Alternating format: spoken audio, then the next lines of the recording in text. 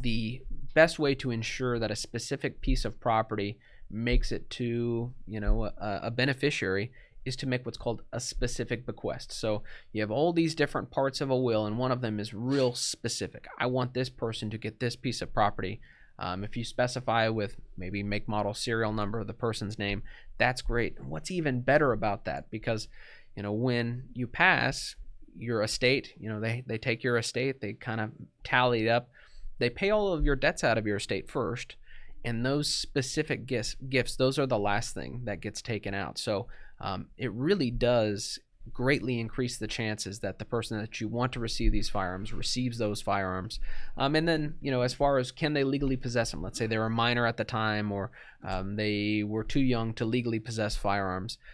What kind of walk us through, Edwin, what that looks like?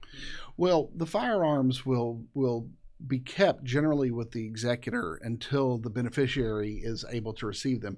Now, if the beneficiary is permanently disqualified, let's say that grandson grew up to be a real not such an upstanding citizen and winds up becoming a felon, then grandson, doesn't get that firearm.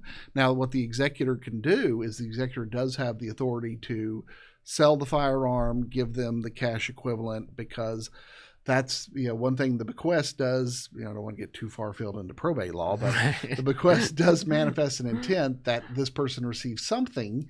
If they cannot actually receive what they were bequested, then they should get the cash equivalent.